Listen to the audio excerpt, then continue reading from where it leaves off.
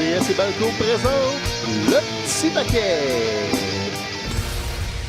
Explosion! Hey, on gagne des effets spéciaux. Mathieu Poulain, que vous avez reconnu à ma droite, Stéphane Morneau et, brillant par son absence aujourd'hui encore une fois, malheureusement, le corbeau de Hawk. Le corbeau en chef. Ouais. Il était sur le chiffre de nuit, on va y pardonner. Il avait envisagé peut-être retourner dormir chez eux 2 heures puis revenir après ça dans les locaux de RDS pour faire l'émission. On va lui pardonner. Mais en même temps, c'est plate pour lui parce que l'épisode où on parle du Royal Rumble, ben, c'est toujours un épisode qu'on apprécie particulièrement. Il manque l'épisode où on n'a pas besoin de se préparer. On le sait qu'on va avoir du fun parce que c'est le Royal Rumble dimanche. Puis lui, monsieur, préfère dormir puis travailler à des heures pas possibles pour regarder du tennis.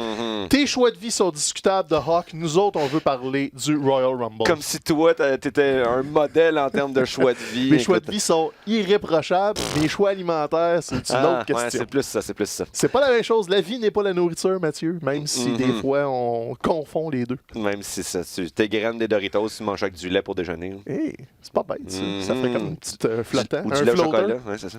Ça fait, tu sais, comme quand t'as des chips, des céréales au chocolat, ton lait goûte le chocolat. Après, peut-être que ton lait goûterait les Doritos. Le fromage, ouais. Hey, c'est un passé bien, ça. Des céréales aux Doritos. Il y a eu les céréales de Timbits, machin, là. Quoi? Ouais, Tim Hortons a sorti ça. C'est comme des Timbits en céréales. Mais là, tu pourrais avoir des Doritos en céréales. Moi, écoute, je pense qu'on se lance en affaires. Le petit paquet présente comme les céréales. L'équivalent des Booty-O's. Oh, des booty-o's. C'est ça, des petits paquets de son, des petits paquets de blé. Donc, hey, ça part fort, Royal Rumble. Ouais, mais c'est ça, là. Le Royal Rumble, c'est dimanche. On a Worlds Collide de la NXT samedi. Forcément, faut qu'on en parle du Royal Rumble parce que, je sais pas pour toi, Mathieu, oui, j'ai une petite distance Royce McDown. Je suis peut-être un petit peu moins assidu. J'ai comme l'impression que la construction cette année du Royal Rumble est plus aléatoire, comme. Y a-t-il une grande histoire avant de rentrer dans le match des hommes, à part Brock Lesnar qui s'invite? On dirait qu'on n'a pas quelqu'un en tête qui va se démarquer cette année. Exactement. Justement, ça fait en sorte que quand on essaie d'imaginer l'issue du match, on dirait que dans les années passées, il y avait comme 2 options à chaque fois possibles, puis plus souvent qu'autrement, c'est ça qui se passait. Tandis que là, on va sûrement évoquer des scénarios possibles. Là, je marchais sur la rue, puis là, j'avais comme 6 scénarios possibles en tête. Il n'y a pas un lutteur qui a véritablement un momentum puis qui s'en va au Royal Rumble pour le gagner. Comme tu dis, le seul dossier qui a été un petit peu plus construit, c'est celui de Brock Lesnar, mais j'avoue qu'on doute tous un petit peu d'un scénario où Brock Lesnar gagne. Si c'est le cas, ça risque d'être décevant un petit peu, mais c'est ça, on voit, des gens se disent, peut-être Drew McIntyre, oui, il y a un petit momentum depuis 3 semaines. Là, il a changé un petit peu sa gimmick. Là. Il n'est pas encore tout à fait face, mais il semble se diriger vers ce nouvel axe de personnage. Mais de là à dire que Drew McIntyre est un sure shot pour gagner le Rumble, j'en doute quand même pas mal. Même chose du côté des femmes, autant du côté des hommes que des femmes. Donc, ça fait en sorte, à la limite, peut-être que quand on essaie de deviner qu'est-ce qui va se passer, on fait face à de l'inconnu, mais l'inconnu, c'est le fun aussi parce que on va pas être déçu tellement on était certain que c'était l'issue qui va se passer et que ce sera pas ça à quoi on va avoir droit. T'sais. Puis en plus, là, on parle des femmes, on parle des hommes, on parle de l'élément un peu surprenant, sauf qu'encore une fois, un choix qui est pas bizarre cette année, mais on a 25 participants confirmés dans le Royal Rumble masculin, donc la place à la surprise et la place à des participants d'NXT est très mince. Il y a 5 places disponibles, à moins d'une substitution. R-Truth est considéré comme un participant officiel. Je pourrais qu'il mette jamais les pieds dans ce ring-là puis que quelqu'un d'autre prenne sa place. Donc, mettons 24, peut-être 25. Même les gars de Heavy Machinery. Mettons, Otis va être là parce que Otis, il est populaire, mais Tucker... les deux sont confirmés. C'est ça, ouais, mais Tucker aussi pourrait se passer quelque chose. Je pense que personne n'aurait le cœur brisé si Tucker ne faisait pas partie du Rumble en tant que tel. Alors, effectivement, ces lutteurs-là pourraient peut-être donner leur place à quelqu'un d'autre. Souvenons-nous, l'année dernière, Becky Lynch n'était pas censée officiellement participer au Rumble, puis finalement, elle avait pris la place de, je sais plus trop qui, Carmella, une histoire de même. Vite de mémoire. Donc, est arrivé 30e. Donc, il risque d'y avoir un scénario semblable pour un lutteur surprise cette année. Mais comme tu dis, avec le Survivor Series auquel on a eu droit il y a de cela quelques mois, on était en droit de s'attendre à ce que le Rumble fasse une plus grande place que par le passé aux lutteurs de NXT. Il y en a beaucoup qui ont beaucoup de momentum. On peut penser à Keith Lee, notamment, qui monte Je regardais des extraits de WWE Backstage. CM Punk était là cette semaine et c'était Keith Lee était le pick de CM Punk pour gagner le Rumble. Il est hot présentement, il faut battre le fer tandis qu'il est chaud. J'ai pas l'impression que Keith Lee a véritablement des chances de gagner, surtout dans la mesure où il vient d'être sacré champion nord-américain. Donc, tu sais, je pense pas qu'on y aurait donné. Spoiler alert. Je pense pas qu'on y aurait donné un championnat à NXT si le plan avec lui, c'est de gagner le Rumble ce dimanche. Cela dit, si c'est le cas, ben ça va être un scénario où je pense qu'on va être plusieurs à crier de joie dans nos salons. Ouais, sans le gagner, il peut se pointer par contre au Rumble. Un gars comme Finn Balor peut se pointer au Rumble. Matt Riddle. Tu sais, attendez-vous à au moins 2 ou 3 lutteurs de NXT, probablement même plus, parce que on a pigé pas mal dans le bassin des légendes. Je pense qu'on prend une petite pause de ce côté-là, à moins d'avoir un très gros nom, un gars de la NWO ou peu importe. Ça vaudrait pas la peine de brûler un spot pour je sais pas, un Gilbert. Ouais, c'est ça, tu sais, quelqu'un du passé, mais pas d'énormément populaire. Comme il y avait eu Shane Helms l'année passée, je pense, de Hurricane. Des mini-spots. Ça fait rire, mais là, je pense pas qu'on peut se le permettre cette année. Non, je pense qu'on peut construire, en fait, puis ils vont continuer. Là, ils savent que All Elite va continuer pour au moins 3 ans à la télé, donc ils veulent encore plus construire NXT. Donc, c'est clair que la manœuvre va être, ça nous prend un gars de NXT qu'on veut mettre dans une situation intéressante et qui va avoir un beau spot au Rumble avant de se faire sortir, peu importe, là, par Roman Reigns. Ça, c'est pas important. Ouais. Si t'envoies Keith Lee là, il peut paraître aussi bien qu'au Survivor Series et peut-être même plus. Tu peux envoyer un Walter, là, il va être en ville, il est là à Worlds Collide le samedi. Donc, tu n'as même plus la cloison du UK qui sont trop loin, tu peux aller dans tous les sens. Mais tu peux aussi raconter des histoires dans ce Rumble-là, parce que je pense que là, tu sais, il raconte semi à Roy SmackDown. Le match est là, mais à part Brock Lesnar, on n'est pas tant dans les rivalités de Rumble. Mais j'ai un peu l'impression que l'édition de cette année va être intéressante parce que pour faire avancer les dossiers. Il faut créer des dossiers. La route pour WrestleMania est commencée et à date, les dossiers sont minces. T'as Seth Rollins un peu à Raw avec Kevin Owens et le reste. C'est très bien fait. C'est très bien fait, mais tu sais, c'est quand même linéaire. Sinon, t'as Roman Reigns qui est pogné avec Baron Corbin depuis Mathusalem. Donc, éventuellement, il va s'en débarrasser. Et t'as The Fiend qui fait son petit bonhomme de chemin. Et je pense que c'est du côté de The Fiend qu'on va aller chercher un gagnant du Rumble parce qu'il y a à mon avis, il y a un aspirant qui s'est immiscé cette semaine à cause de The Fiend. Cette semaine, on a Kane qui est apparu à SmackDown pour venir aider Daniel Bryan. Donc, le Daniel Bryan a son combat de championnat du monde à Rumble. Donc, cette rivalité-là continue et elle continue aussi de nous montrer que The Fiend ratisse large dans son passé. Et sur les médias sociaux, Braun Strowman a levé la main. Braun Strowman commence à s'installer dans le chemin de The Fiend. C'est très discret encore, mais visiblement, il a l'air à, tu sais, comme tu viens donner une coupe de coups de bâton à l'ours pendant qu'il dort, là. Et le lien est absolument direct. Braun Strowman a été l'homme de main de la famille Wyatt avant d'être plus populaire en solo. Donc, ça cadre dans je revisite le passé de Bray Wyatt pour régler des comptes. Donc, si tu veux relancer Braun Strowman, qui est très, très, très, très discret ces temps-ci, et le mettre dans le chemin du Fiend, une des façons de le faire, c'est de lui faire gagner le Royal Rumble. Et ça cadre. Tu sais, je pensais pas qu'ils allaient le faire, mais là, ils ont fait leur fameux montage, le Rumble en chiffres, les records, machin truc, cette semaine. Et ils considèrent le Rumble en Arabie Saoudite comme un Royal Rumble. Donc, les records d'élimination sont valides, les records de durée, tout ça est validé dans les Royal Rumble en chiffres. Leur greatest machin, là, avec 50 lutteurs. Ça a duré 1h30. Et c'est ça, et Braun en a éliminé un char une bâche dans cette édition-là. Donc, c'est homologué. Et c'est pas anodin, à mon avis, que ce soit homologué avant, à une semaine. On remonte l'aspect Braun Strowman dans cette situation-là est avantagé. C'est rare qu'ils le font donner le Rumble au monstre. Normalement, c'est comme on va se mettre à 6, on le sort, puis on passe à un autre appel. Mais ça peut arriver. Puis je pense que si c'était Braun Strowman qui le gagnait, j'ai pas l'impression que avant que tu le mentionnes, là, jamais j'aurais pensé que c'est une possibilité. Mais si c'est Braun Strowman qui gagne, les gens vont être contents. Je pense que oui, parce que ça fait longtemps qu'il est là, ça fait longtemps qu'on s'attend à ce qu'il gagne un championnat. Sauf erreur, le seul championnat qu'il a gagné, c'est le championnat par équipe avec Nicholas. Le seul championnat, c'est une farce. Puis il l'a regagné avec Il n'a pas été une autre fois champion par équipe l'année passée. Ah ouais? C'est possible. Bref. Je me souviens pas tout à fait.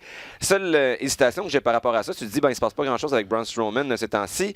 C'est lui qui, depuis peut-être un mois et demi, est groomé pour affronter Shinsuke Nakamura pour le championnat intercontinental. Donc, j'avoue que c'est pour ça aussi que ça me surprend un petit peu que tu évoques ce scénario-là. Je suis pas contre, là, au contraire. Sauf que si vraiment c'était dans les plans depuis quelques temps, peut-être, des têtes dirigeantes de la WWE, de faire gagner le Rumble à Strowman. Probablement que c'est pas lui qu'on aurait mis de l'avant dans cette rivalité-là pour le championnat intercontinental, mais en même temps, peut-être c'est pour nous envoyer sur une fausse piste aussi.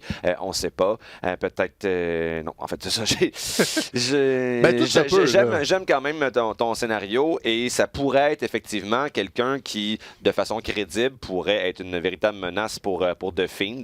Donc, j'ai hâte de voir où ça peut aller. Parce que sinon, on dirait que par instinct, j'ai toujours tendance à regarder du côté de SmackDown pour un gagnant parce qu'à Raw, on a comme l'impression que le championnat du monde va être défendu par Brock contre peu importe qui l'élimine dans le Rumble. Donc, c'est pas obligé d'être le gagnant. Tu peux le faire que c'est le dernier éliminé, puis on rendu là, et tu peux le faire que c'est quelqu'un de SmackDown qui élimine Brock Lesnar pour peut-être mettre un combat triple menace à WrestleMania, je sais pas. Mais on dirait que par instinct, on veut regarder du côté de SmackDown parce que j'évoque Braun. Il y a évidemment Roman Reigns qui s'immisce toujours comme un grand favori. Surtout que là, je pense que sa reconstruction va bien. Oui, les gens ont oublié un petit peu le côté toxique de Roman Reigns. Et sinon, tu peux repiger dans le puits de Kofi Kingston, par exemple. Tu peux repiger, tu sais. On dirait que SmackDown a des candidats plus alléchants, même si Raw a les lutteurs plus populaires. Et faut pas cacher l'aspect monétaire de la chose. SmackDown est devenu la locomotive de la WWE. Forcément, tu veux peut-être mettre ton gagnant du Rumble en vedette le vendredi à Fox avec le show de Boucan puis tout ça. Donc, il faudrait regarder du côté lutteur de SmackDown si on avait à parier sur un gagnant. Tu parlais de Brock Lesnar vite. Moi aussi, j'ai pas l'impression que le gagnant du Rumble va être du côté de Raw. Quelque chose quand même, je pense qu'il faut garder en tête, c'est que un des fils conducteurs des différentes promos de Paul Heyman auxquelles on a eu droit au cours des dernières semaines, c'est la ligne « Il y a personne dans le vestiaire présentement qui est à la hauteur de Brock Lesnar qui mérite de se battre contre lui. » Et donc là, il y a l'option Cain Velasquez, qui n'est pas une option qui nous enthousiasme, mais il y avait quelqu'un, je pense, la semaine dernière, sur le fil de discussion sur Facebook, qui proposait le scénario. Cain Velasquez arrive en deuxième, il sort Brock Lesnar tout de suite, donc il set up un match pour WrestleMania entre les deux, mais on s'entend que Cain Velasquez ne remportera pas le Rumble. Non, si c'est le cas, il va y avoir une émeute, là. Mais ça peut être un scénario possible. Sinon, ça peut être John Cena, peut-être, qui reviendrait pour ça. Donc, il y a énormément de rumeurs qui tournent autour de Edge. De Edge, oui, c'est ça. Lui-même les a démentis. Ça. Lui, il dit non. Le journaliste qui l'a lancé à la base a redoublé la mise. Je pense que c'est avec Meltzer cette semaine qui est allé dire « Écoute, je sais ce que Edge dit. Moi, je mets ma main à couper que la semaine prochaine, on le voit à la télé de la WWE. » Est-ce que la semaine prochaine, c'est dimanche au Rumble? Est-ce que dimanche au Rumble, c'est il arrive, il sort Lesnar, puis il gagne? Est-ce que c'est le numéro 30, il rentre, spear tout le monde, ciao, bye, la visite? Peut-être. J'y crois semi, personnellement, mais il y a rarement de la fumée sans feu. Tu sais, John Cena aussi commence... C'est une blessure quand même grave. C'est une blessure très grave, mais ça fait quand même plusieurs années. C'est pas impossible que là, il y ait le feu vert pour peut-être 1 an ou 2. Donc, à voir. Cena a commencé à parler de sa place dans l'histoire de l'industrie. Tu sais, c'est des entrevues qui sont pas directement dirigées envers la WWE, qui sont pas dans le cadre de la lutte, mais... Le gars connaît assez la business pour savoir que peu importe ce qu'il va dire, va semer des doutes et ou faire germer quelque chose dans le cœur des partisans. Donc ça aussi, c'est pas anodin. Sinon, on a parlé de Cain Velasquez. Il y a encore des rumeurs de Tyson Fury à WrestleMania, mais tu sais, ça vaut ce que ça vaut. Donc, le récit Brock Lesnar est le centre. C'est qui en redemande de Tyson Fury? Qui en redemande? Moi, j'ai plutôt l'impression qu'ils vont y aller dans l'espèce de slow booking, que peu importe qui rentre d'eux, il va se faire sortir cul par-dessus tête vraiment vite, puis qu'on va peut-être égrener 3, 4, 5, puis là, Brock va juste rire, s'amuser, puis là, pow, tu y envoies Roman Reigns ou peu importe. Tu sais, comme... Ça pourrait être une façon de rendre ça... Moi, ça m'intéresserait. Brock dominant, ça me dérange pas. C'est juste trop souvent, mais il est bon. sais, on parlait, on l'a jamais eu la discussion finalement du lutteur de la décennie, mais t'as pas tant le choix d'inclure Brock Lesnar, au moins dans la conversation, pour l'impact. Donc, tu sais, il est bon, il connaît la business, il a des bons conseillers, c'est juste que on l'a eu à outrance, il est encore champion universel, ça a comme pas de fin. Champion WWE, mais quand même. Peu importe. Les deux ceintures s'interchangent, donc tu sais, c'est lui qui va lancer le Rumble. Est-ce que tu donnes une couleur claire, au début c'est Brock, on le sort puis on passe à d'autres choses, ou il est là tout le long? Moi j'ai peur qu'il soit là tout le long, ou qu'il trouve une façon de se sortir du match pour y revenir plus tard, ce qui serait encore pire, parce que là, ça serait vraiment épouvantable comme booking. Donc, l'option la plus intéressante, c'est d'y donner le premier 15 minutes, soit Brock dominant, puis après ça, on passe à un autre appel, puis là, on se met en mode, ça prend un aspirant pour WrestleMania. Donc, je le verrais comme ça, mais c'est ça l'intrigue du Rumble. Vu que les lignes sont pas claires, j'ai comme hâte d'y être pour le vivre. Puis ça va être encore une fois un super de bon combat. Un super de bon spectacle. C'est une heure de là, on s'entend, tu t'en vas pas à Houston en fin de semaine. Là. Non. Non, c'est ça. Houston sera dans mon salon. Ouais. Parce que c'est ça, c'est un classique, même maintenant, il faut travailler. Puis c'est un peu loin le Texas. Un petit peu loin, c'est un petit poil plus loin que New York. Fait que tu sais, du côté des hommes, ça ressemble à ça. Puis là, toute l'intrigue qu'on a établie pour les hommes, les scénarios mystères, les 25 participants, une couple de surprises, prends ça, là, enlève-les toutes. Puis il faut que je m'intéresse au Rumble des femmes maintenant. Juste une autre affaire aussi à laquelle on peut s'attendre de voir dans le Rumble des hommes. Faut pas oublier le dossier Rusev, Bobby Lashley. N'est-ce pas? Rusev perd systématiquement. Et donc, on peut s'attendre à ce qu'à l'intérieur du Rumble, ce soit finalement Rusev qui passe Bobby Lashley par-dessus les câbles pour nous redonner de la matière à rivalité pendant encore 6 mois ou jusqu'à WrestleMania. J'ai assez hâte à leur combat à WrestleMania. N'est-ce pas? Mais on s'en débarrassera pas. Je voyais des gens qui prévoyaient là, une réconciliation entre Rusev et Lana à WrestleMania pour essayer de faire un scénario à la Miss Elizabeth et Macho Man. Je pense pas que personne dans le public va pleurer de joie si un jour, effectivement, Lana et Rusev finissent par renouer amoureusement dans le ring. Parce que, tu sais, il manque de quoi dans ça? Oui, une figure sympathique que les gens veulent être contents. C'est comme Rusev, il n'est pas une figure sympathique, là, il fait juste pitié. C'est un chien battu. C'est pas Miss Elizabeth qui était victime de son ancien mari tortionnaire et de sa méchante nouvelle maîtresse. Là. Il y a une petite nuance entre les deux. Puis il y a aussi un année et demie, 2 ans d'écart, parce que ça a été long, l'histoire d'Elisabeth. C'est pourquoi ça a été autant adulé, cette réunion-là, c'est que ça faisait un bout que le match au King était loin d'Elisabeth. Donc, là, on parle de quelques mois seulement, puis beaucoup de moments oubliables à la télé, plus une amante nowhere, plus 2 mariages, plus...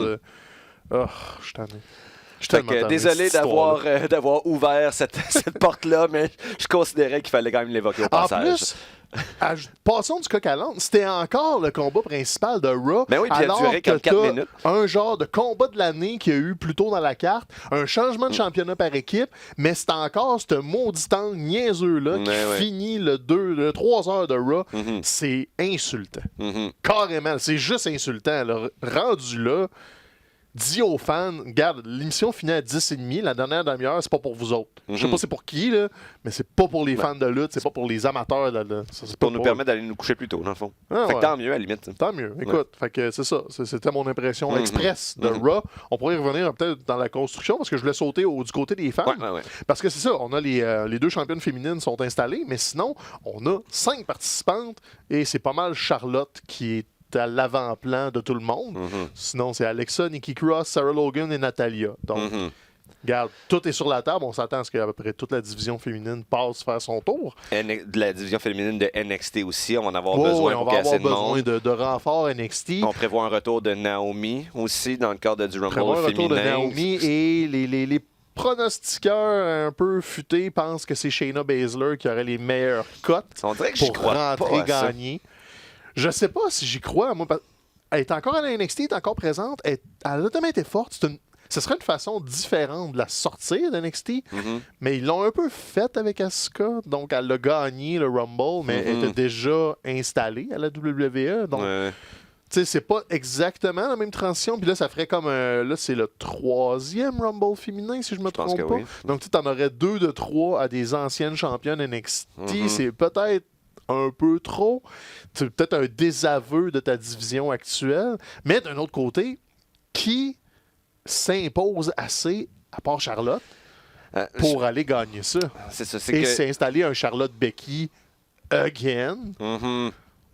C'est ça, c'est que c'est vrai que Charlotte semble le scénario évident pour l'instant, mais je sais pas, il y a une partie de moi qui a l'impression, du moins c'est peut-être juste un vœu pieux, j'espère ça, mais on dirait que je me dis, je feel Sasha Banks cette année. Je sais pas pourquoi. Dans les dernières semaines, à chaque fois qu'elle était censée se battre, il y avait des raisons pour lesquelles elle pouvait pas. Puis peut-être que Sasha Banks Bayley serait peut-être plus intéressant comme main event qui sortirait du Rumble féminin que Charlotte Becky.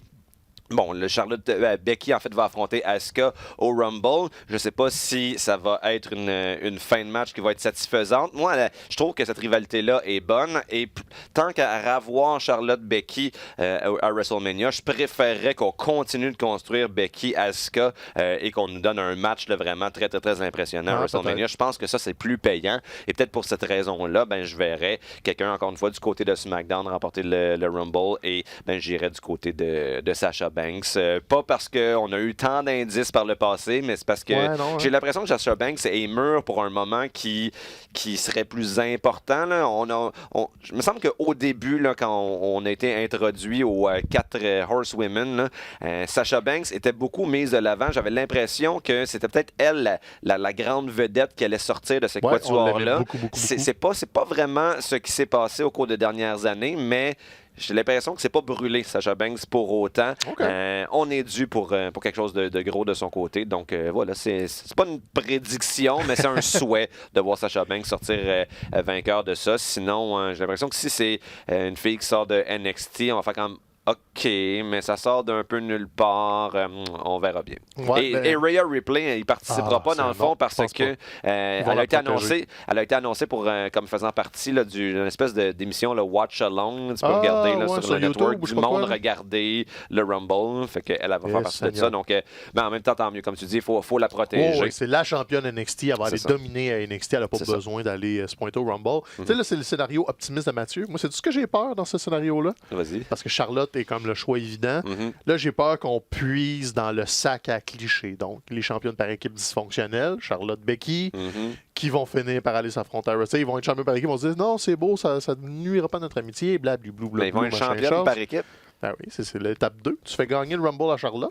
Après ça, ils vont détrôner les Kabuki Warriors au pay-per-view d'après. Donc, le champion dysfonctionnel, t'alimentes ta rivalité, pow, tu te ramasses à WrestleMania, puis c'est l'amitié explose. Le problème de ça, c'est une belle rivalité. C'est juste que ça fait 46 fois qu'on le fait. Donc, on n'y croit pas à cette amitié solide entre les deux. Ils ont été d'un côté de l'autre. WrestleMania l'année passée, ils étaient opposés une à l'autre. Donc, c'est peut-être aussi le plan B, vu qu'on n'a pas eu Ronda Rousey, visiblement, à moins que Ronda Rousey soit une des participantes surprises. Si elle rentre, elle gagne. Si elle rentre, elle gagne. On s'entend. On n'en a pas entendu parler depuis des lunes, donc on ne vous lance pas une rumeur qu'on a entendue, mais c'était un plan depuis l'année passée de faire Ronda Rousey, Becky Lynch. C'est peut-être pas mort, ils ont peut-être juste bien caché leur jeu puis c'est gardé très proche avec un cercle initié. Si c'est le cas, chapeau, ça va être un gros coup. Si c'est le cas dans mon salon, je change mon nom pour Marc. Je vais marquer out. Tu vas marquer out solide. Moi aussi, je pense, parce que je l'aime bien, Ronda Rousey, ça fait longtemps, puis ça serait une surprise intéressante. Sinon, j'ai peur justement du Final 2, Charlotte, Shayna, Charlotte sort Shayna, et l'on serait en ligne Charlotte, Becky. Ça serait pas mauvais, ça serait juste convenu. Mais des fois, les choses convenues sont les bonnes choses à faire, mais regarde, c'est le match féminin et il n'y en a pas d'autres histoires. On peut pas vous en raconter. Il n'y a pas de participante confirmée. C'est Lacey Evans qui est gentille. Elle va popper quelque part dans le match. Puis, une autre wildcard, il pourrait y avoir peut-être Alexa Bliss qui a un pedigree de championne. Elle l'a été longtemps. Là, il ne se passe pas grand-chose avec elle depuis un petit bout. Donc, ça pourrait être une surprise qu'on nous réserve. On sait que la compagnie l'aime assez pour possiblement lui accorder cet honneur-là, mais ça sortirait tellement nulle part. Ça sortirait un peu du champ gauche. Sinon, dans le match, on parlait de Lashley Rousseff. Et Liv Morgan et Lana vont peut-être être dans le match aussi oui, pour sans doute. alimenter cette belle rivalité. Oui, enfin. Je suis tellement tanné. Donc, tu sais, ça, c'est dimanche. C'est les deux gros matchs. Là, déjà, on a 2h30 de lutte. Mm-hmm. C'est déjà assez rempli. Le show commence avec un Rumble, finit avec l'autre. Ouais, et il y a d'autres matchs. Il y a vraiment beaucoup de matchs cette année. C'est ça que je suis surpris. Donc, attendez-vous à un pre-show qui risque d'être très, très long parce que ça part avec Andrade contre Humberto Carrillo. J'avais hâte que tu mentionnes le nom de Andrade. Le match contre Rey Mysterio cette semaine à Raw. En fait, ce match-là aurait dû avoir lieu au Royal Rumble, on s'entend. Ouais. C'était d'un calibre pay-per-view. Il y a eu des petits spots peut-être un petit peu trop compliqués pour que ça ait l'air vraiment naturel, mais quand même, ces deux lutteurs-là, ils n'ont pas besoin de donner comme 150% d'eux-mêmes à chaque soir, mais ils le font systématiquement. Puis ça nous permet de comprendre aussi pourquoi Rey Mysterio est revenu à la WWE. Ouais. C'est sûr que l'histoire qu'on nous sert, c'est Dominique, mon fils, qui m'a convaincu de revenir, je le fais pour lui. Mais concrètement, là, on est en train de voir qu'il est revenu pour mettre over la relève des lutteurs mexicains. Donc, il y a Humberto Carrillo dans une moindre mesure, mais surtout Andrade qui... on dirait que j'avais peur, ça a été souvent le cas, là, des lutteurs qui ont quand même été relativement dominants à NXT, qui font le passage vers Raw et qu'on finisse par juste les oublier dans la mi-carte ou dans le bas de carte. Mais Andrade, je pense qu'on est en train de bien réussir à faire de lui une future tête d'affiche. Là, je pense que pour les fans qui ne suivaient pas du tout NXT, il est rendu établi, sans l'ombre d'un doute. Il est très, très, très crédible et c'est un bon règne de champion des États-Unis qu'il a. Et ce match-là était un match d'anthologie, presque. Écoute, c'est le meilleur match qu'on a vu à Raw depuis longtemps. C'est un cadeau qu'ils nous ont fait. Puis je pense qu'ils vont peut-être le faire plus souvent, d'essayer de mettre les combats à la télé plus intéressants pour que les gens restent à la télé. Un gars comme Andrade va servir beaucoup à ça. Puis tu parlais de le monter pour la relève. Andrade, là, tranquillement, pas vite, il travaille son anglais. On commence à introduire sa relation avec Charlotte sur YouTube de la WWE, sur des trucs backstage. Okay. Donc, c'est pas à l'écran, c'est pas quelque chose comme... On va pas tasser Zelina Vega pour mettre Charlotte, mais ce qu'on fait, par contre, c'est qu'on commence à installer Andrade comme une figure populaire et une figure présente dans l'organigramme. C'est plus juste un lutteur parmi tant d'autres. On commence à lui donner une identité qui est plus complexe. Donc, on va pouvoir aller jouer dans les nuances, les changements d'alignement, on construit à long terme avec lui. Son frein numéro 1, je pense qu'il va rester son anglais, mais il s'améliore vraiment de semaine en semaine en anglais. Ça paraît dans ses interactions sur les médias sociaux. Il les fait en anglais. Donc, tu sais, je dis pas Charlotte est en train d'avoir une bonne influence sur lui, c'est pas ça que je dis, c'est juste que forcément, t'es en couple avec une Américaine qui parle anglais dans la vie de tous les jours, tu vas en attraper par là. Tu sais, tu vas parler anglais chez toi au lieu de parler espagnol. Donc, tranquillement, pas vite pour lui, ça va devenir plus naturel et... Tu sais, Kevin Owens, pourquoi il est aussi bon en anglais? Ben oui, il dit qu'il a appris l'anglais en regardant la lutte, puis il a travaillé dans des promotions de lutte qui sont anglophones pour la très grande majorité, mais il est marié avec, je crois, qu'il est anglophone, là, sa femme, Karina, mais j'ai bien l'impression, chez eux, en famille, selon ce qu'on voit, ça parle anglais, ses enfants parlent anglais, donc c'est sûr que c'est quand tu te crées ta propre immersion quotidienne, une immersion domestique, ben ça te permet de faire des bons de géants. Là. Fait que ça se fait vite. C'est que sans dire qu'il va devenir le meilleur au micro dans un an, c'est qu'éventuellement, ton quotidien devient dans une autre langue. Tu es capable, après ça, de t'exprimer dans cette langue-là et de passer les émotions que tu veux passer. Puis Andrade, ceux qui l'ont moins connu dans le temps de la Sombra au Mexique, est un excellent lutteur, bon communicateur. Il y a tout ce qu'il faut. C'est juste qu'il manquait un petit peu d'affinement. Rey Mysterio aide à nous le présenter comme il faut. Ce combat-là, si vous ne l'avez pas vu, allez le voir. C'était vraiment fou. Et même au Rumble, Humberto Carrillo, regarde, je pense pas que ça va voler le spectacle, mais ça va être une très belle mise en bouche. Là. Puis ne négligeons pas aussi un des autres avantages de Andrade. Je parle au nom d'Amélie, ma blonde, mais c'est le lutteur qu'elle trouve le plus beau. Puis je suis certain que elle n'est pas la seule dans sa situation. Il y a quand même un bon look. Justement, quand il était à la Sombra, il y avait un masque. Je pense que pour lui, avec la face qu'il a, c'est un bon move de lui enlever son masque. C'est ça. Donc, même moi, il me fatigue un peu. Là. C'est écoute, là, les petits cheveux qui tombent, là. T'es un beau petit bonhomme. Un beau petit bonhomme. Un beau petit bonhomme, donc le paquet complet pour C'est bon. Pour M. Andrade, qui sera au Rumble, donc en ouverture. Je présume en ouverture, sinon ça risque d'être Bayley contre Lacey Evans, qui risque d'être tôt dans la carte. Lacey, la gentille, maintenant. Hey, si vous avez regardé, voyons comment ça s'appelle, j'ai Glee en tête, c'est pas Glee, l'émission de lutte sur Netflix là, avec Glow. Glow, c'est ça. Glow.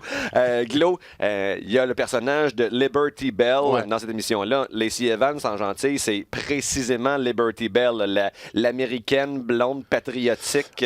On est dans les années 80, là. Ben, c'est ça. Mais en même temps, c'est sûr que quand ils vont faire des shows en Alabama puis en Arkansas, si t'as bien un type de personnage qui peut s'attirer l'amour du public, c'est bien ce genre de personnage-là. Fait que ça marche bien, mais tu sais, mettons, la prochaine fois qu'elle va venir à Montréal ou, je sais pas, à Vancouver, j'ai pas l'impression que c'est le genre de personnage qui peut être vraiment over auprès du public. Là. Ouais, non, c'était pas. Puis d'ailleurs, on l'a vu brièvement au House Show quand on était à Laval, puis la réaction était correcte, sans plus. Je pense, regarde, j'étais à quelques années encore d'avoir un intérêt pour Lacey Evans, mais elle est là, elle est présente. Elle a un combat de championnat contre Bayley, je pense pas vraiment qu'elle a une chance. Puis c'est ce qui va arriver aussi, c'est comme un peu l'ingrat de la carte du Rumble entre les deux matchs. Ça va être court. Ça risque de ne pas être très étoffé. Attendez-vous pas à des grands changements majeurs. Là, je pense qu'on est dans... On passe le temps entre les deux Rumbles, littéralement, à l'exception de quelques points match. Tu sais, passer le temps. Shorty G contre Sheamus, on s'entend dessus que... Ça durera. Ça ne passera pas beaucoup de temps, j'ai l'impression. Il décide de l'enlever de la carte, personne ne s'en rend compte. Il décide de le faire, ça va être 5-10 minutes. Si c'est à 6h15, mais ça va être ça. Donc, regarde, ça existe, c'est sur la carte.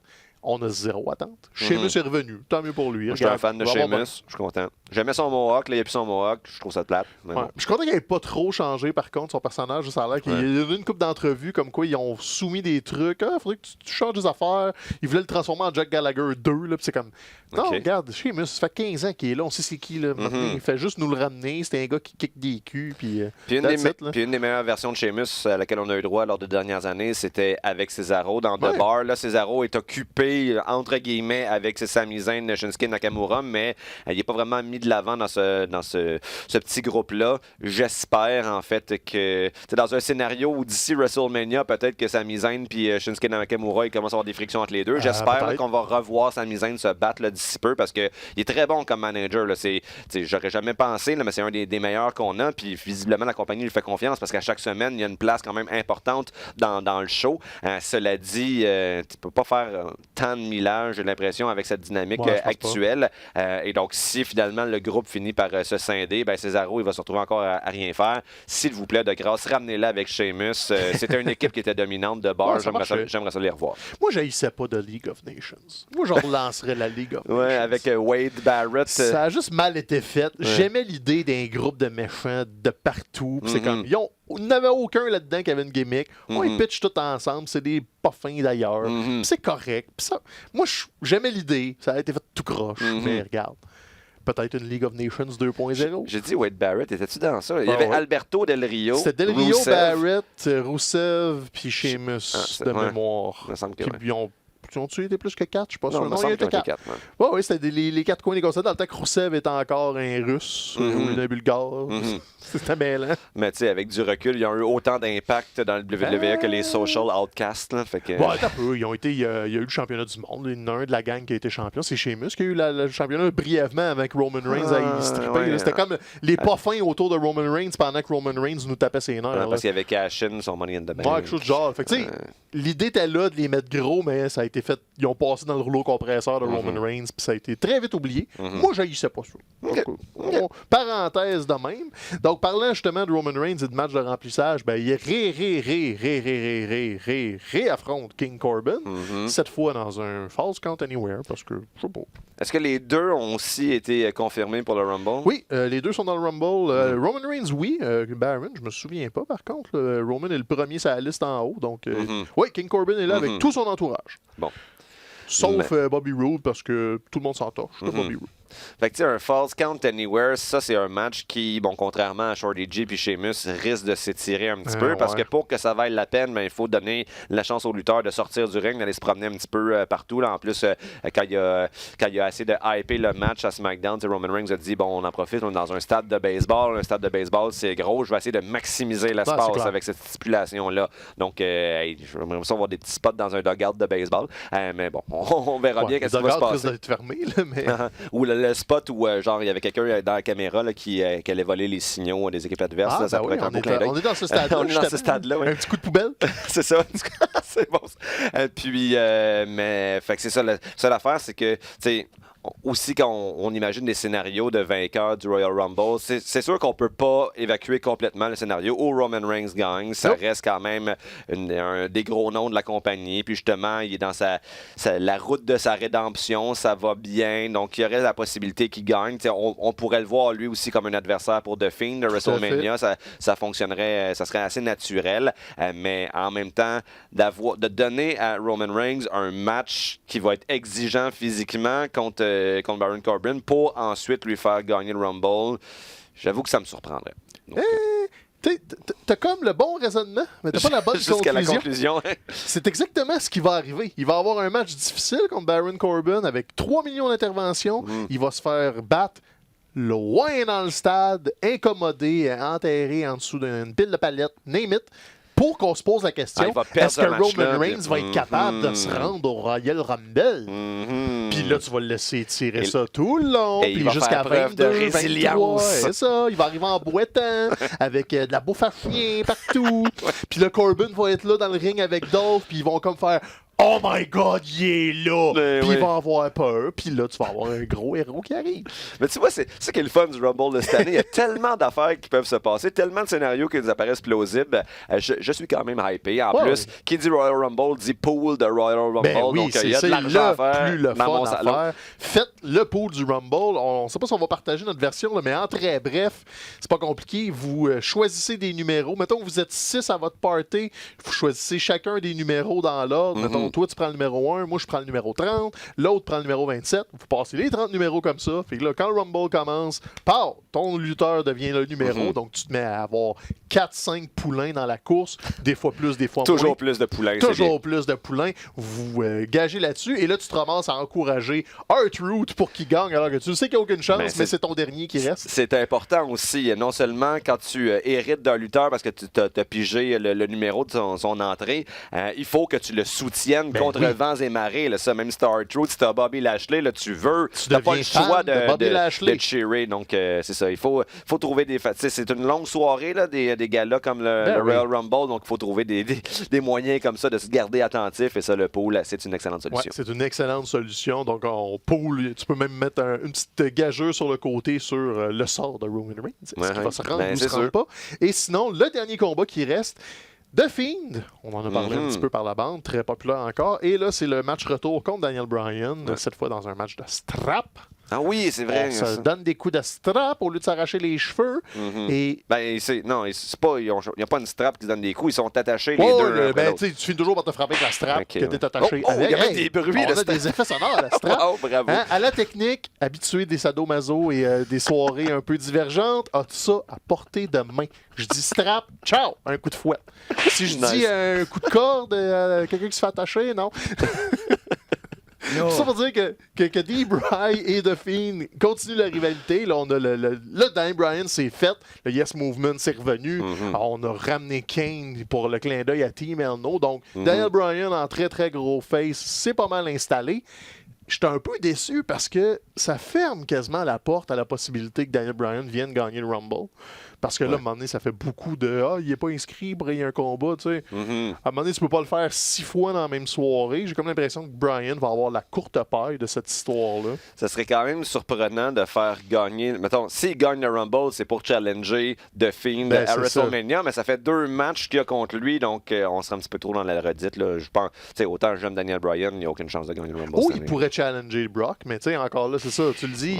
On dirait qu'il n'y a aucune chance parce que oui, c'est fait, là, comme le Yes Daniel Bryan est revenu, mais on l'a fait revenir sans le Rumble. Moi, j'aurais aimé ça. C'est l'histoire que je voulais qu'ils nous racontent. Ils nous l'ont jamais raconté. On l'a jamais eu, notre Daniel Bryan gagnant du Rumble.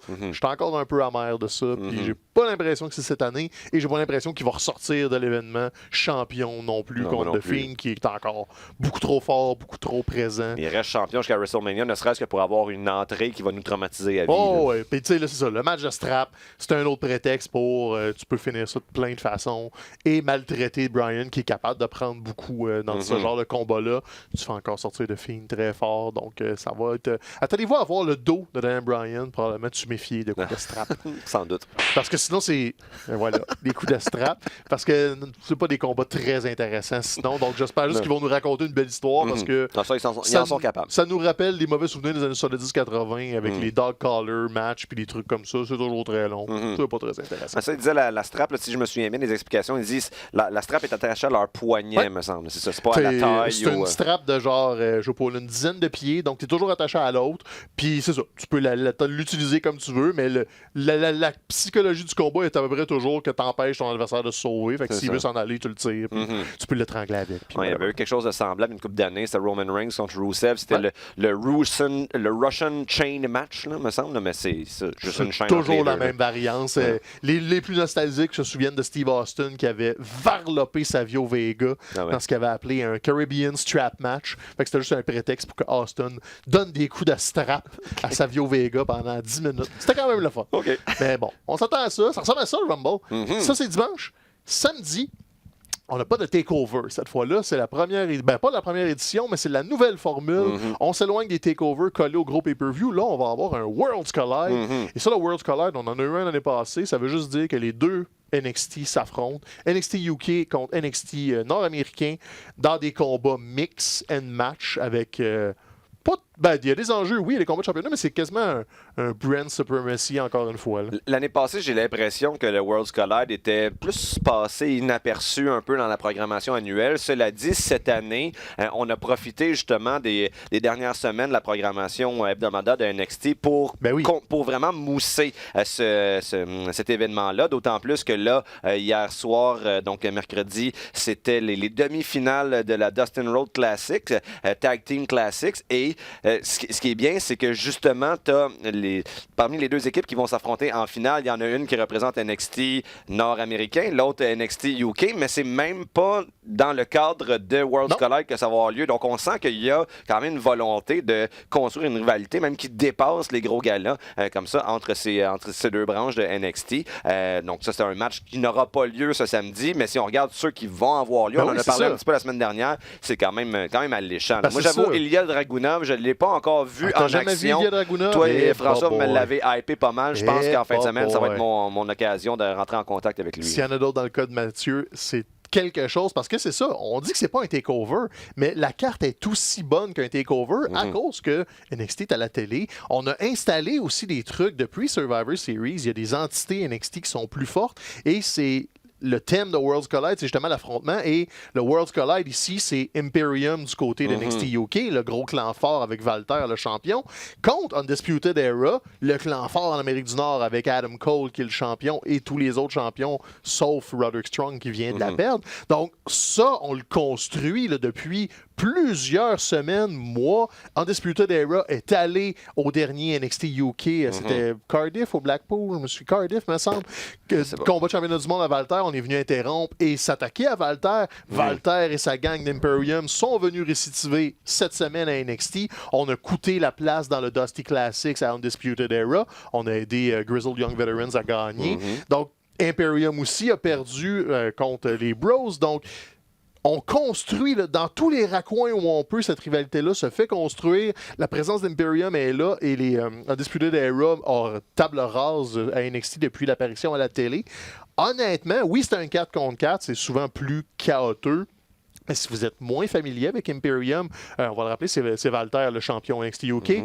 Fabian Alchner, qu'on a vu un petit peu. Marcel Bartel, que vous avez vu. Si vous avez suivi la Dusty Classic, vous avez vu Alchner et Bartel. C'est ça, la classique a été bonne pour nous permettre de nous familiariser avec eux. Parce que là, j'avoue, il y a tellement de luttes à la TV. Là, je suis pas capable de suivre NXT UK d'une façon hebdomadaire. Donc, je pense, d'après moi, dans ces émissions-là, ils sont un peu plus mis de l'avant. Mais juste en s'en tenant à NXT nord-américain, on avait quand même beaucoup l'occasion de les voir dans le ring. Là, pas juste être à côté et être intimidant.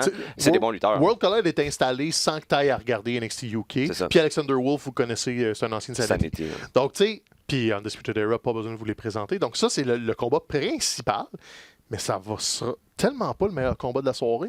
Ça va être bon. Je vais aimer ça. L'affrontement Walter-Adam Cole, si vous n'avez pas vu la chop qu'il a donnée hier, allez voir ça sur les Twitter. Ça résonne jusque l'autre bord de la rue tellement Walter, il l'a ramassé. Adam Cole a fait un backflip à cause de la chop. Là, non, puis tu sais, on vous dit que Walter ramasse avec ses chops. Notre boy PCO va être à Tout le monde en parle dimanche. Je suis prêt à mettre un vieux 2 qui vont montrer une des chops que Walter y a donné dans sa résurgence à la fin de semaine de WrestleMania, et il porte encore des cicatrices de cette rencontre-là. Son chest a été tuméfié à peu près à vie. À cette heure, dès qu'il mange une chop, il redevient mauve quasiment instantanément. Walter est un monstre là-dessus. Il maltraite les gens. Adam Cole là, avait une marque de main sur le coffre tout de suite après ça. Mais tu sais, cette collision-là sera pas le meilleur combat parce que je pense qu'on peut regarder un peu du côté des filles. Rhea Ripley va défendre, première défense de championnat pour Rhea Ripley dans un gros événement contre Toni Storm, la grosse vedette UK qu'on attend depuis longtemps. Mais là, Rhea Ripley lui a comme volé un peu la vedette parce qu'elle est juste excellente. Mais Toni Storm, faut pas l'oublier, faut pas la négliger. Là, on l'a vu un petit peu à NXT à la télé. Elle a commencé à être intégrée dans les histoires. Il y a eu le Royal Rumble pour déterminer l'aspirante et tout ça. Donc, ce combat-là, si vous cherchez un bon combat féminin cette fin de semaine, ça risque d'être Rhea Ripley contre Toni Storm. Puis il y a quand même un précédent dans la rivalité, parce que n'oublions pas que Rhea Ripley a été la première championne féminine de NXT UK et qui l'a battue pour ce championnat-là, la première, c'était Toni Storm. Donc on peut capitaliser quand même sur leur historique. Puis c'est deux Australiennes, si je ne m'abuse. Je crois que oui. Peut-être une des deux qui est néo-zélandaise, sous toute réserve. Là, mais il reste, j'ai fort l'impression que leur relation de travail date de avant la WWE. Très bien. Ils ont monté ensemble dans les rangs indépendants. Ont travaillé sur la scène britannique, européenne ensemble. Ces deux femmes-là ont beaucoup de millage ensemble. Et là, malgré leur jeune âge. Malgré leur jeune âge. Et là, on va avoir le combat à Worlds Collide. Donc ça, c'est un combat que je surveille énormément. Mais Mathieu, je te le dis là, le combat de la fin de semaine, tu nous en parles un petit peu. Il y a Dragunov contre Finn Balor. Houston, Texas, vous êtes pas prêts à ça. Ça va être malade. Sérieusement, ça va être malade. Dans le fond, c'est un lutteur d'énergie, là, essentiellement, Dragunov, si on avait à résumer son style. Ça prendrait un mot plus fort. OK, ouais. Dragunov, là, c'est comme si tu prends du Red Bull, que tu mets des Mentos dedans, puis du Diet Pepsi, puis là, tu le brasses, puis tu fais ça en shotgun, genre. C'est une bombe d'énergie. Dragunov, le monde en bas. Je ne sais pas si à Houston, ils vont être assez familiers. Ça va être plus gros. Mais dès que les gens sont un peu familiers avec lui, là, il mange dans sa main. Il y a un magnétisme. C'est pas... Son talent dans le ring, très correct. Très intense, c'est beaucoup de coups, beaucoup de vitesse, mais c'est pas non plus des exploits athlétiques, c'est dans l'interprétation brute. Là. T'as comme c'est un chien fou, puis le monde aime ça, il embarque, il interagit avec les gens, et là, t'as Finn Balor qui va être capable d'y donner la réplique. Honnêtement, j'ai vraiment hâte de voir ça. Surtout sur une grande scène. D'habitude, Dragunov, il se craint un peu plus. Tu me mets l'eau à la bouche. Écoute, si c'est pas bon, vous viendrez me chanter des bêtises, là, mais moi, je pense que c'est le combat de la fin de semaine. C'est bon. Mais il y en a peut-être un autre, c'est ça le pire. Parce que là, je vais sauter un combat. Combat par équipe. Pas de ceinture en jeu. Seulement l'honneur. Les moustaches, Mustache Mountain, Trent Seven et Tyler Bate contre DIY. Le retour officiel de DIY en équipe. Gargano, Ciampa. Donc là, deux de mes équipes préférées. J'aime beaucoup Mustache Mountain. Et là, ça peut pas ne pas être bon non plus. Le seul petit défaut en amont qu'il y a, c'est que c'est un match gentil contre gentil. Donc, d'un point de vue psychologique, mais en même temps, on en a déjà vu des très bons matchs gentil contre gentil. C'est sûr que c'est toujours un petit peu mieux quand il y a des gentils puis des méchants à la lutte, mais quand même, un combat qui va se faire dans le respect de l'adversaire. Et je pense que les quatre lutteurs nous ont assez souvent prouvé leur talent pour nous mettre en droit de nous attendre à quelque chose de spectaculaire. En plus que DIY, ça fait longtemps qu'ils n'ont pas lutté ensemble, fait qu'attendez-vous à tout l'arsenal avec la petite montée dramatique entre chaque coup, là, comme le monde va l'anticiper un petit peu. Tyler Bate a reçu une espèce de... quasiment un au-revoir à NXT UK, donc je sais pas si ça va être sa grande porte d'entrée pour rester à NXT traditionnel. Seven... va-t-il suivre ou pas? Je ne sais pas. C'est comme le vétéran de la gang qui est un peu coaché. Moi, je l'aime beaucoup, mais il est clairement moins bon que lui puis Pete Dunne. C'est beaucoup de charisme, mais un petit peu moins de talent. Bate, lui, est l'espèce d'enfant prodige de cette équipe-là. Honnêtement, je pense qu'ils vont partir la soirée avec ça. Pour partir ça, c'est le chapeau de roue. Là. Donc, un autre candidat au combat de la fin de semaine, c'est comme t'as le choix de Dragunov, DIY, Mustache Mountain. Sinon, on va avoir une danse à 4 pour le championnat Cruiserweight, parce que ça prend quand même un titre en jeu dans cette journée-là. Donc, le champion Angel Garza, qu'on connaît un peu moins, mais qui est établi à NXT. Isaiah Scott, un espoir d'NXT aussi. Et sinon, les deux représentants UK, Jordan Devlin, Travis Banks. Jordan Devlin, c'est comme le pseudo Finn Balor. Là. Ouais, Jordan Devlin, c'est comme Finn Balor light. Ouais, c'est ça. Puis Travis Banks a quand même été huge. Pas NXT UK encore énormément. Il y a eu une rivalité pour le championnat NXT UK. Sinon, a été une grosse année à Progress avant de sauter à NXT UK. Donc, les gens qui sont familiers avec la scène européenne vont connaître Travis Banks. Mais lui aussi, il ressemble tout à Finn Balor un peu. C'est comme 4 Finn Balor qui vont venir par s'affronter. Regarde, ça devrait être intéressant, mais les combats à 4, c'est souvent dilué. Donc, c'est plus de l'action pendant 10 minutes. Puis on trouve un gagnant. Attendez-vous pas à une grande histoire, mais ça va quand même être divertissant. Puis sinon, on a un autre combat féminin. Donc, 2 combats féminins sur Worlds Collide. Mia Yim contre Kylie Ray. Donc, encore là, ça devrait être très intéressant. Pas d'enjeu, pas d'aspirante ou quoi que ce soit, mais la bonne lutte, ça, c'est samedi soir. Fait que la fin de semaine est déjà pas pire pactée. Quand même pas mal, hein? Pas pire pactée. Puis là, on n'a même pas parlé des autres fédérations parce que la lutte n'arrête pas. Là, c'était spécial Royal Rumble. On voulait vraiment parler de ça. Mais là, mercredi, on enregistre jeudi matin. Fait que mercredi, c'était All Elite Wrestling. Sur un bateau! Sur un bateau! Parce que c'était la Cruise of the Bubbly. Et honnêtement, j'ai pas écouté l'épisode au complet encore. J'ai écouté les meilleurs moments. J'ai écouté le championnat par équipe. Ça avait l'air solide. On avait hâte de voir l'installation sur le bateau de Jericho, évidemment, parce que ça paraissait bien. Ça paraissait super bien. Et on a couronné les nouveaux champions par équipe. Page et Omega. On parlait souvent de Kenny Omega qui faisait pas grand-chose de ce temps-là. Donc là, on l'enligne vers les championnats par équipe. On battu SCU. Gros combat. Sérieusement, un gros combat. Un des bons combats qu'il y a eu à Dynamite depuis le début de l'émission. Il y avait beaucoup de va-et-vient, beaucoup de suspense. On se demandait si Omega Page ça allait briser, si SCU allait gagner. C'était bien raconté, bien mené, et aussi on installe peut-être l'espèce de chute de Hangman Page, descente aux enfers-ish dans son cas, alors qu'il était le poulain suprême au début de la fédération. Puis ce qui est bien aussi, c'est que c'est lui qui a gagné ce match-là. En fait, là, la fin du match de Kenny Omega qui était tendu à terre, il est hors d'usage. Et Adam Page lui-même se débarrasse des 2 adversaires. Il fait le pin avec son buckshot lariat. Et c'est lui qui devrait être, en fait, sous les projecteurs. Mais ensuite, en entrevue, c'était quand même un beau moment. T'as Tony Schiavone qui va demander en fait, je l'ai vu sur Internet. Je sais pas si c'était à la télé ou si c'était seulement donc sur YouTube après, mais qui demande les réactions à l'équipe, mais on laisse pas Adam Page parler. Autant Schiavone va le couper que Kenny Omega va le couper. Et on sent justement une espèce de tristesse du côté de Adam Page qui se réfugie dans l'alcool.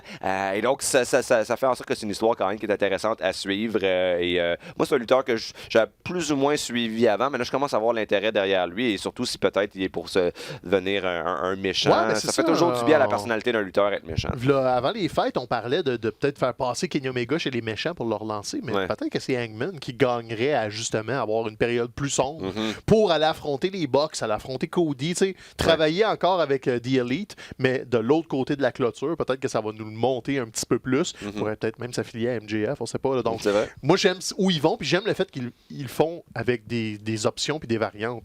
Ils pourraient continuer à être face, puis ça changerait pas. T'sais, c'est pas très clair de « Ah, il y en a trahi un de la gang. » Non, il fait juste changer d'attitude, commence à avoir des raisons d'être de mauvaise humeur, d'être négligé. Donc, c'est encore là, il l'amène bien. Ça paraît que ça vient des lutteurs.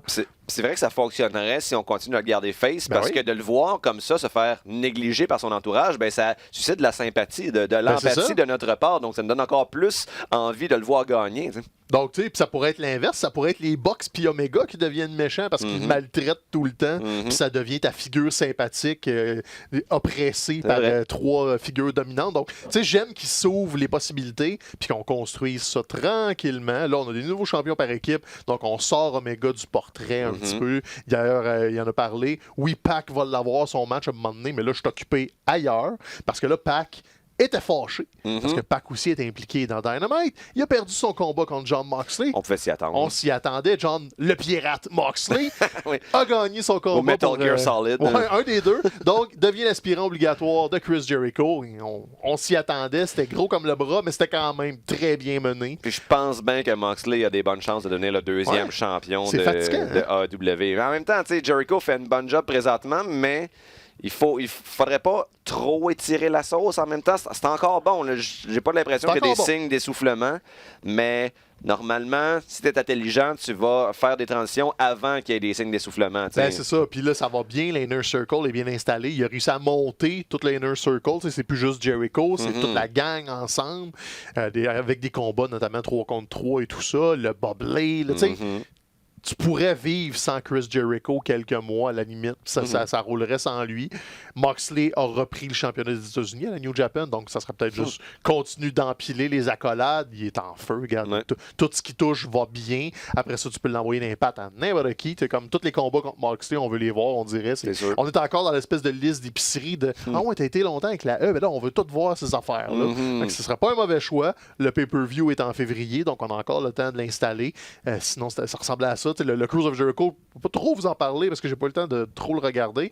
J'aimerais ça avoir une meilleure tête dessus, tout comme NXT. On a parlé vite de Keith Lee, qui est le nouveau champion énorme. Ça a l'air que c'était solide. Tu parlais de la chance de Walter à Adam Page, Adam Cole, mais Keith Lee, lui, sa chop, c'est comme un double chop lui, de même. Puis ça fait mal. Aussi, je voulais pas être dans les culottes de lutte de Roderick Strong parce que, tu sais, quand tu vois, genre, des nuages de sueur à être propulsés dans les airs après les chops, c'est que ça rentre en crise. Donc, voilà, félicitations pour ce beau championnat Keith Lee qui est en feu. On a même eu le gros mot qui va avec ça. Fait que, tu sais, c'est ça, NXT, All Elite. Là, on a manqué un petit peu de temps, mais NWA Power, ça va quand même bien. Là, le lien avec Marty Scurll commence à être de mieux en mieux installé. Nick Aldis, Marty Scurll. Scott Steiner est impliqué dans les histoires de la NWA. Il y a une chance pour le championnat.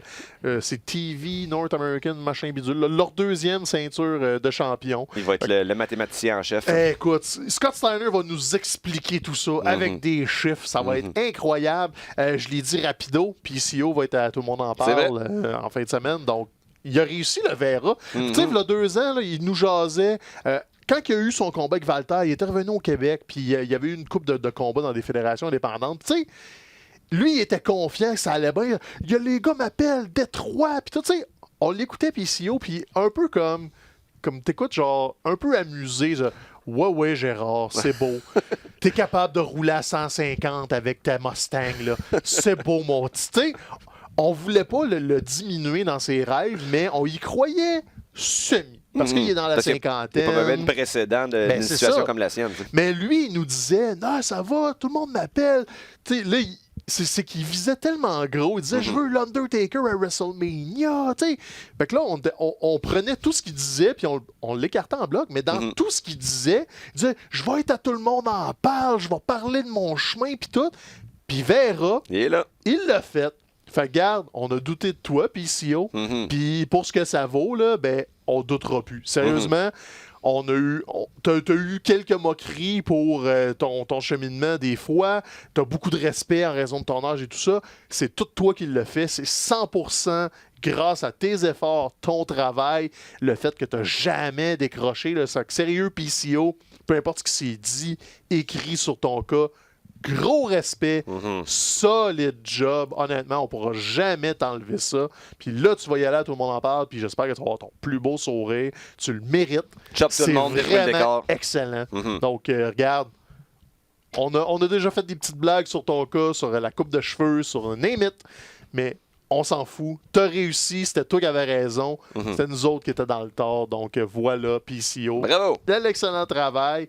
Sinon, dans le monde de la lutte, ça met ça, je pense. Non, c'est ça. Écoute, c'est le Rumble là, cette semaine. Il y a bien des affaires qui se passent, mais toute notre concentration est sur ça. Donc, on vous souhaite de passer un excellent dimanche soir, excellent samedi soir aussi. Invitez des gens chez vous, faites un pool, comme on disait.